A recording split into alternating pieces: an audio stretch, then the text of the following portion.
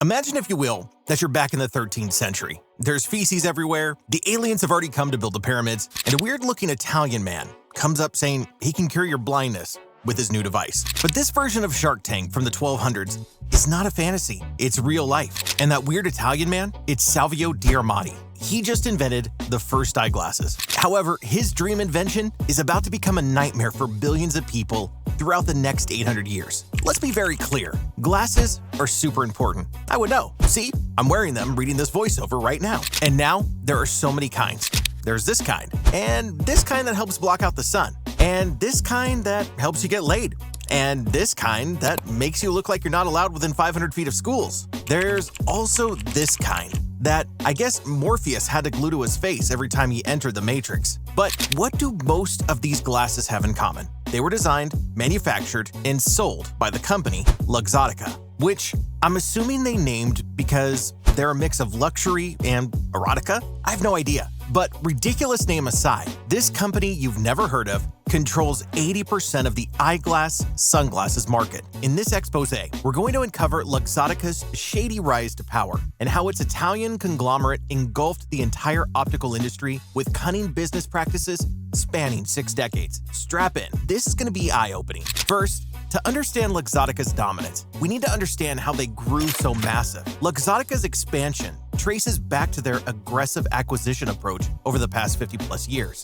The optical kingdom was founded in 1961 by Leonardo Del Vecchio, a man who looks like your drunk grandpa on Thanksgiving, telling you how your generation doesn't understand work ethic, while also asking you to change his colostomy bag. Starting out as a small components maker, supplying the optical industry, Leonardo envisioned much grander visions of his humble factory. In the 1980s, as eyewear began shifting from purely medical device into a fashion accessory, Leonardo saw the ripening opportunity to evolve frame manufacturing for Luxxotica. So in 1988, 32 years after the company was founded, Leonardo signed a historic deal with Italian fashion icon Giorgio Armani to produce lines of luxury sunglasses and prescription eyeglasses. This allowed Luxxotica to fuse high fashion aesthetics with their optical expertise. Because let's face it, these glasses look butt ugly until you put the Armani logo on it. Suddenly, you no longer feel like a man with bad eyesight, but a sexy son of a bitch who can slap a cop for pulling you over going 108 in a school zone. Flush with cash from their Armani eyewear sales,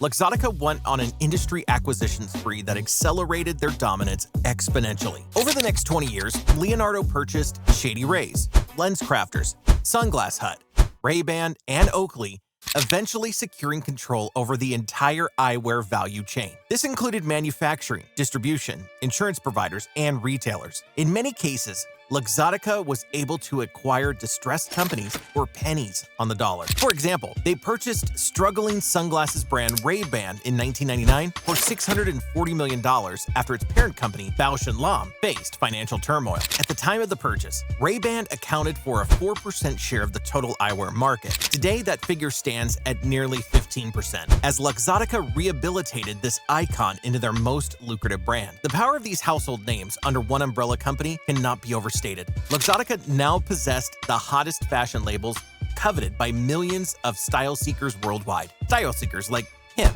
and him and him.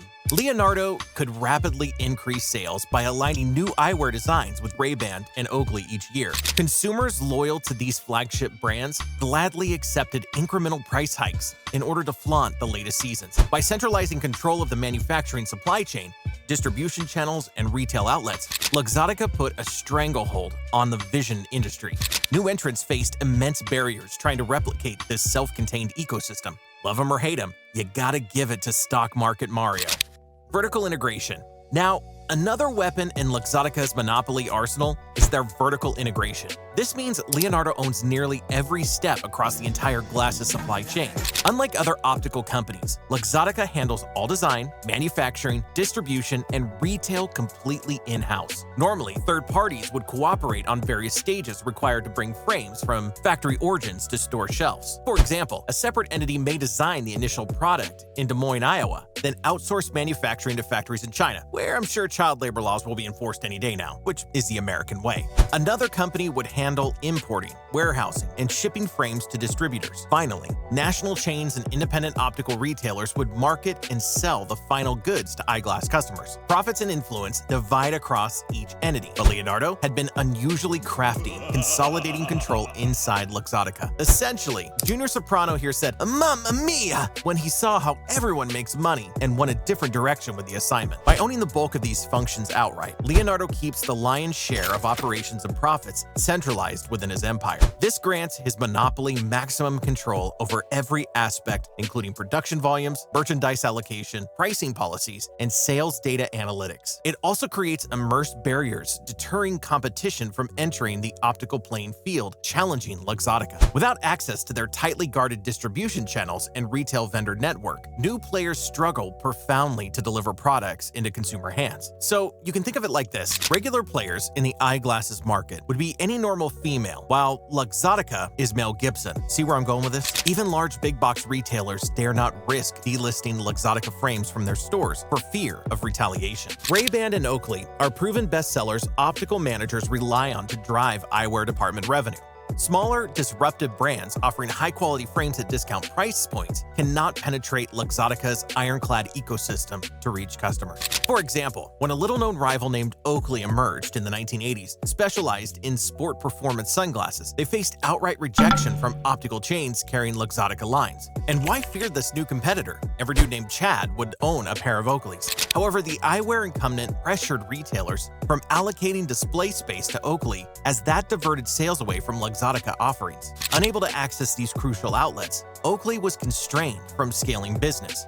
So Leonardo da Vecchio ultimately acquired them in 2007 for $2.1 billion, absorbing his problem child into the family. This playbook has helped Leonardo squash competitors before they pose legitimate threats. But by buying the most promising rivals, the eyewear titan eliminates risk to long-term dominance. Kind of like your dad trying to scare away all your mom's Tinder dates so that there's no risk of you ever using the phrase, "Well, Weekend Dad has Hulu Plus without ads." With immense barriers to entry and operational efficiencies through vertical integration, Leonardo da Vecchio has crafted durable competitive advantages, cementing Luxxotica's position atop the eyewear empire for decades to come.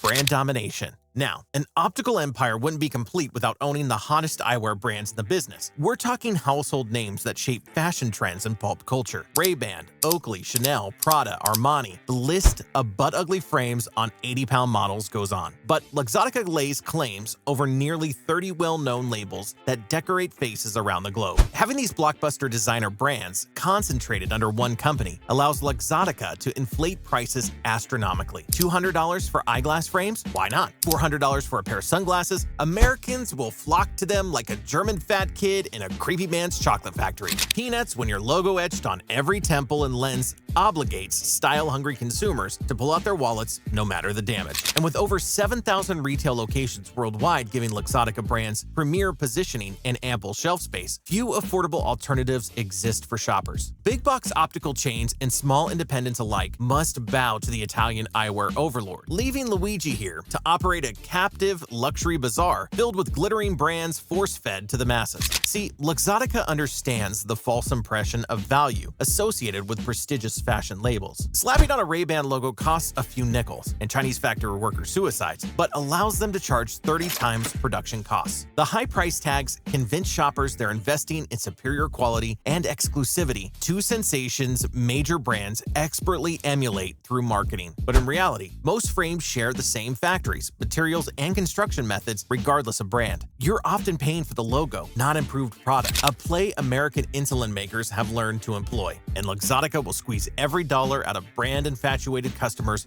blinded by the sparkling illusions they manufacture through ads and imagery. This immense concentration of popular eyewear labels also creates huge problems for competitors. As the dominant player, Luxxotica can outright ban rival smaller brands from carrying products in their stores, or they can choke competitors from accessing key manufacturing channels the Italian conglomerate dominates upstream. Few facilities wishes to supply independence if that jeopardizes their relationship with Luxxotica, the biggest fish in the sea. This immense brand dominance serves as both sword and shield, further securing Leonardo's optic sovereignty. Competitors stand little chance trying to replicate this portfolio, leaving their only hope striking some distribution agreement with Luxxotica itself to survive. It's the business equivalent of being cucked. And if you don't know what that word means, just ask your boss's wife. Eyewear insurance scam.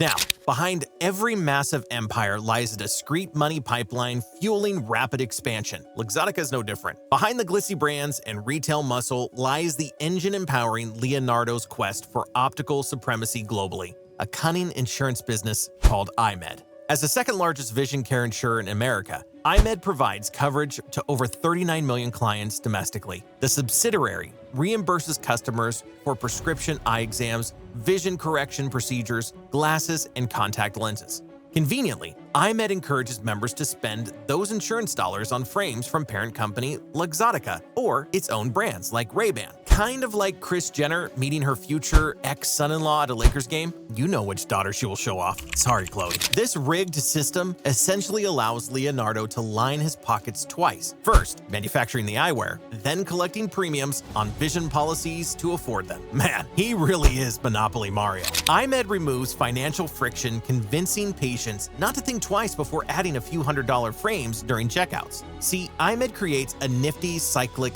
cash conduit directly back into Luxxotica's coffers. And with over 28,000 optometrists and ophthalmologists participating inside EyeMed's provider network, Leonardo has established inescapable money vortex-sucking customer dollars back into his optical empire. The insurance division doesn't just finance Luxxotica's global conquest either. It provides Leonardo intimate consumer data to better position optical offerings each season. As people file vision claims, EyeMed gleans insightful trends on prescription lens upgrades, popular eyewear styles by region, average transaction sizes, and other analytics competitors simply cannot replicate, which is like Mark Zuckerberg's freaky fantasy. So not only does Luxxotica earn profits manufacturing millions of pairs of glasses each year, but their insurance arm informs smartest decisions maximizing optical sales through consumer intelligence. This formidable pairing of industry experience plus insurance-funded war chest makes rivaling Luxxotica almost impossible. And in the end, this optical juggernaut has stayed afloat by capitalizing on our obsession for status symbols. The big logos etched on our glasses speak more to collective psychology